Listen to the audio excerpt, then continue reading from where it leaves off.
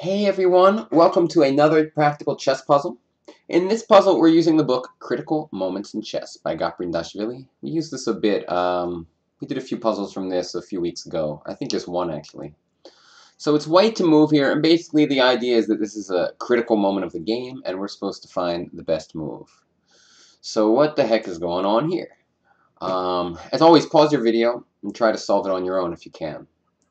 So we have a bishop on e2, not so great. We would love our bishop to get on this diagonal, but not like super easy to make it happen. Um, he's going to start castling if we let him. So what is this critical idea? H4 makes sense, but he can take the pawn. Still, it's somewhat interesting. Rook b1, he castles.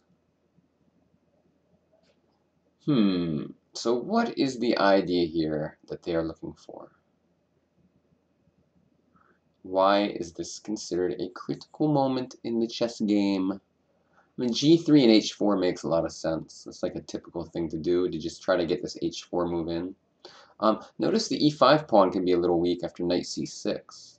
So like if we go g3, maybe he doesn't castle, maybe he just goes knight c6. Puts pressure on e5. So that's important to notice.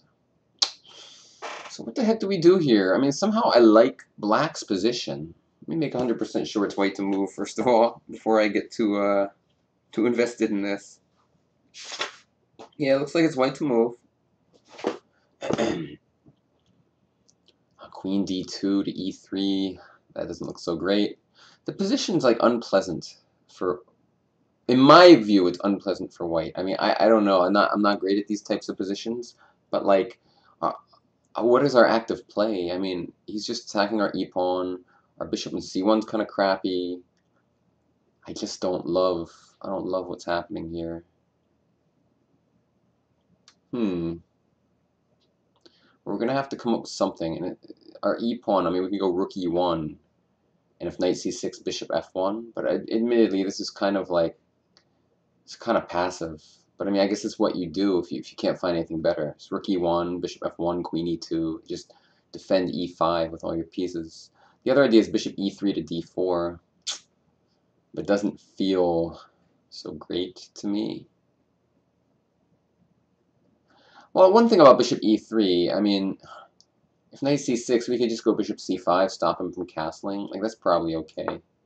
Although we could play this move. And it's kind of annoying still. Queen c7, maybe. I mean, getting our bishop to this diagonal seems really nice to me. I'm just not so sure how to make that happen. I mean, let's look at this move again. Well, queen c7 is also annoying. Just doesn't seem so effective.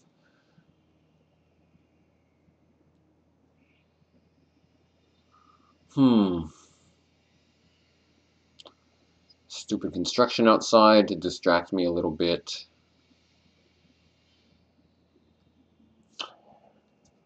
What to do, folks? What to do? Knight g5? Idea of f4 and f5? That seems kind of crazy. But it's like, yeah, if we don't do something good here, black's just going to get a nice position. So, but I'm having trouble finding like any nice plans here exactly. Like rook b1 doesn't seem very valuable after like knight c6.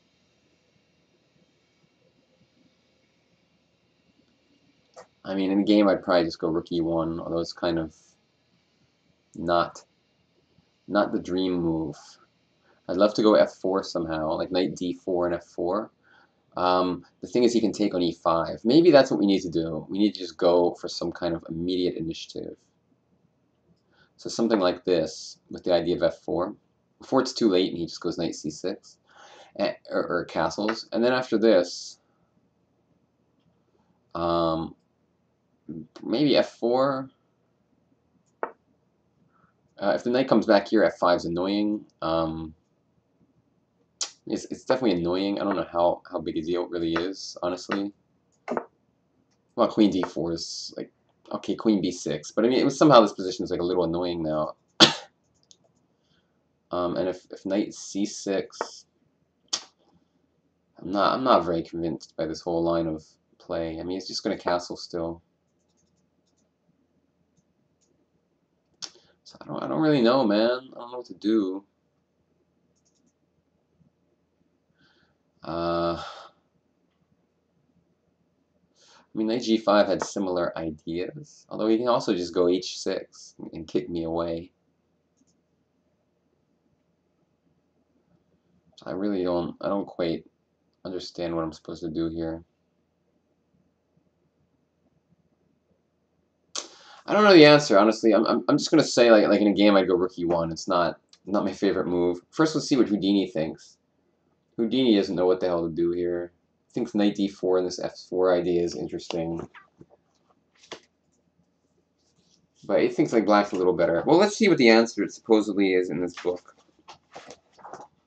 I mean, so it says a critical moment for white upon the natural development of events. The opponent obtains a comfortable game by exploiting the weakness of the c and e pawns. So yeah, I mean, I understood that. I just didn't see like exactly what to do here. So he goes for knight g5, and black takes an e5, which is a little risky because I'm just checking this with Houdini off screen too. Yeah, because I mean, if knight here f5, now we get some really serious attack. I mean, they say knight takes e5 isn't good, which doesn't surprise me. Like, I wasn't sure what to do after h6 exactly.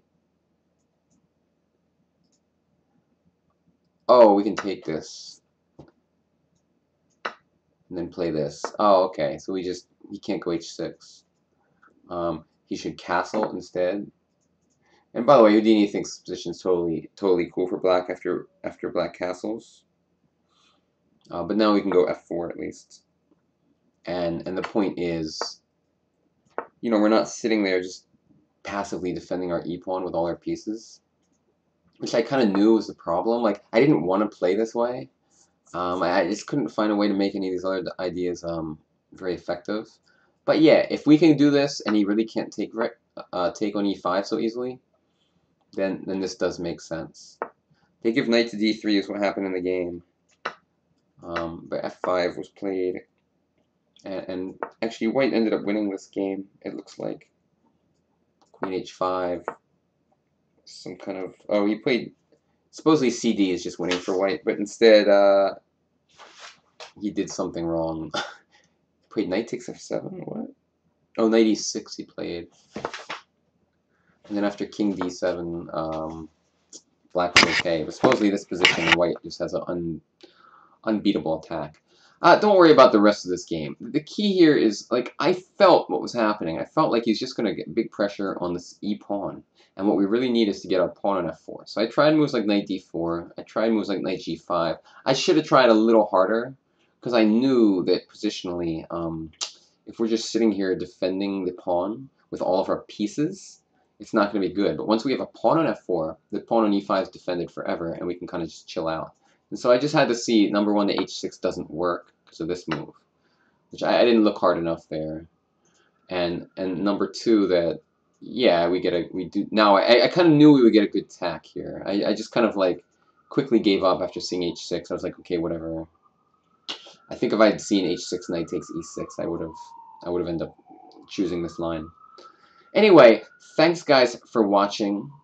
This is a good position because this is a critical moment, and even though Houdini can't quite understand it, I think it's true. We don't want to just sit there and passively defend the e-pawn with our pieces. So I agree with the solution here. I like knight g5. Thanks all. See you next time. Bye-bye.